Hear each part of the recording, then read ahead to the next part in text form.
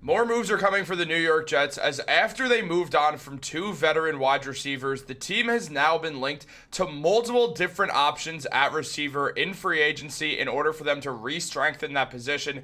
Meanwhile, a former New York Jets star has hinted at a return to the team as well. And we're going to break all this down. What's up, guys? Welcome back to Jets Digest. It's Chris here. And we're going to jump right into things as always. Guys, if you're enjoying the channel, make sure to subscribe if you're part of that 75% that's not subscribed. This is the place to be for all Jets content. It really helps us out if you subscribe to the channel. But let's jump into the video, guys. A lot to talk about. The New York Jets, they've been moving. They've made a lot of moves already. They've gotten rid of Davante Adams. They've gotten rid of, or they're trying to get rid of Allen Lazard. Now, waiving Adams was not really a surprising thing to see happen. Many expected that with the new regime, Rodgers and Davante Adams would both be gone, which definitely happened. And now with both of them off the team, well, Aaron Rodgers is technically still on the roster, but not for long. Meanwhile, there's also the situation with Allen Lazard, who the Jets have allowed to seek a trade. So basically, everything's coming to fruition for them to do this full-scale retooling of the roster. Now, it's a very questionable move for a team that says they want to win, but also what are they going to say? They don't want to win, and also Aaron Glenn's not going to let the team drop games if he can prevent it. So they are going to try to bring in a winning culture that they could build from the ground up instead of trying to instill one into a team that has a winning culture from somewhere else, is really the point that the Jets are trying to make here. And, well, looking at the New York Jets, it does make a lot of sense, and they've been linked to multiple different options at the receiving position, especially after it's been clear that the Jets really have one receiver in Garrett Wilson. Outside of that, you do have Xavier Gipson and you do have Malachi Corley, both of whom it's kind of a big question if they can perform in bigger roles. So the Jets are going to at least need another wide receiver in order to just sort of get where they're going with these moves and can actually build a team around Garrett Wilson or build an offense around Garrett Wilson, as he's the one consistent, not counting their offensive line, which has a bunch of young talent as well, but he's the one consistency out of all skill players on the offensive end. I guess not counting Breece Hall and Braylon Allen, but when it comes to receiving, that's where it's Garrett Wilson's place, especially considering they don't really have a quarterback also. But diving into things, as mentioned by Connor Hughes, changing the culture is a major priority for Aaron Glenn, and you'll likely see a few free agent signings that help with that. The most obvious connection is to receiver Tim Patrick, who played last year for the Detroit Lions. The Jets certainly have interest here. Again, not really a surprising thing to see happen that the New York Jets do have interest in Tim Patrick. Patrick played for the Detroit Lions for one season last year under Aaron Glenn and Dan Campbell, obviously. On top of that, interestingly enough, before Patrick played there, he missed 2 seasons due to a torn Achilles and torn ACL in back-to-back years, which, you hate to see.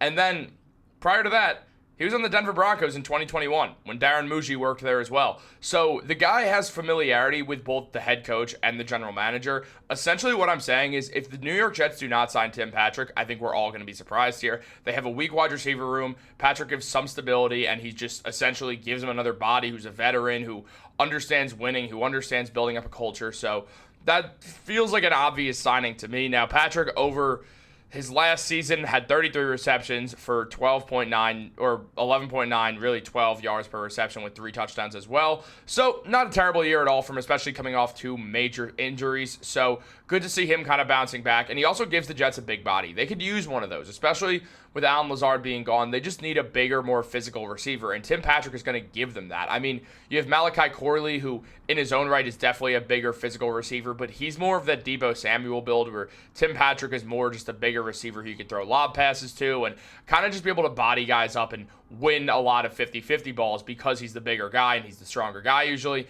Also, again, just a veteran player. He understands what he has to do with this New York Jets team. So this is a signing that makes perfect sense. It's not going to cost the Jets as much as most free agent wide receivers would as well. So it feels like a very obvious move for the New York Jets. And also just keep taking players away from that Lions regime that clearly worked. I mean, the Jets took Tanner Engstrand. They obviously have Aaron Glenn. Take a few players as well.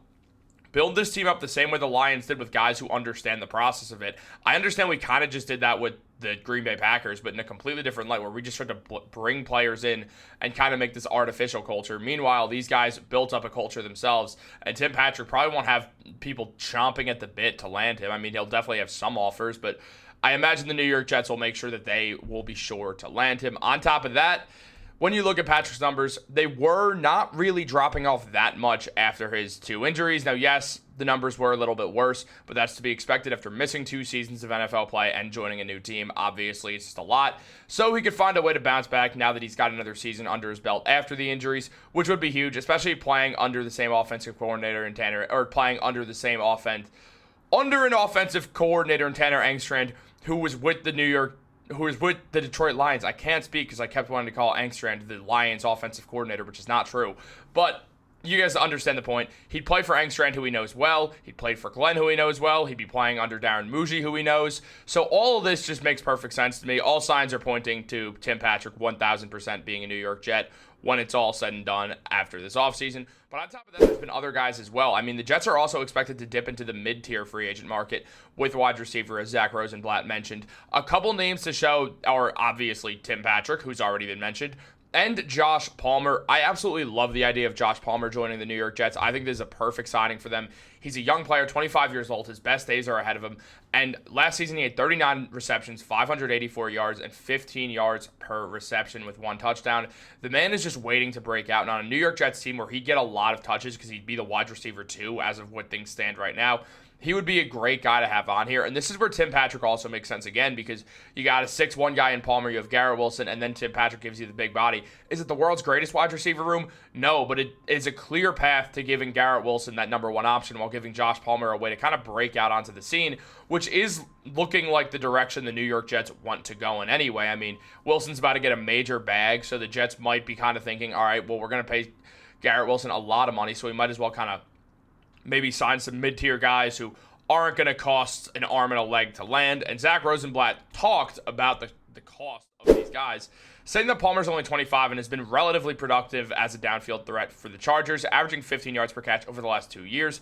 PFF projects that he'll get a 2-year, $13 million deal in free agency, which feels like a steal to me, honestly. Again, this is a guy who's waiting to break out in Josh Palmer, so I love the idea of the New York Jets trying to go for a guy like this.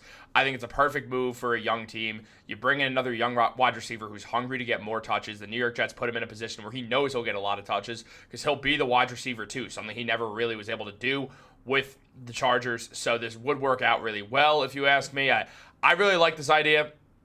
I think the Jets should certainly go for both these guys, specifically Josh Palmer. Again, you add young guys to this team, young, hungry guys who want to be part of that change for the New York Jets and aren't thinking, well, I only have X amount of years left in the NFL, so maybe I shouldn't sign with a rebuilding Jets team or a retooling Jets team. Maybe I should sign for less money with some contender or something like that, which is obviously going to happen with some of the offers they make. So you look at this and you see Josh Palmer, who's like, this is my pathway to success, and also this is a Jets core that wants to win. Aaron Glenn's very well respected in the NFL community, so that's a huge part of things.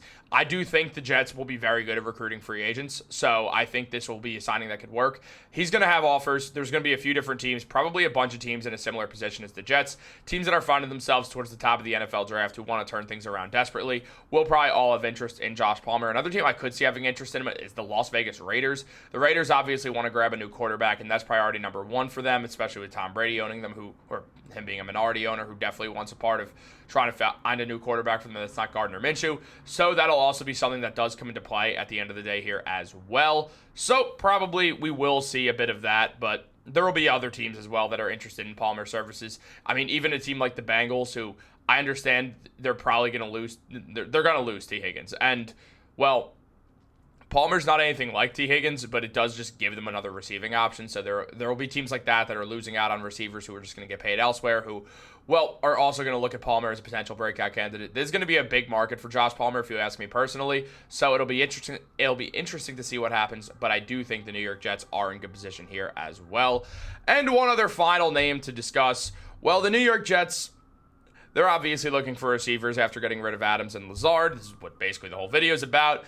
And this was posted on Instagram.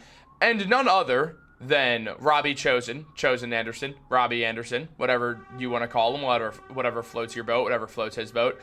He posted on Instagram talking about a potential turn about the New York Jets, posting an emoji basically saying they should sign me.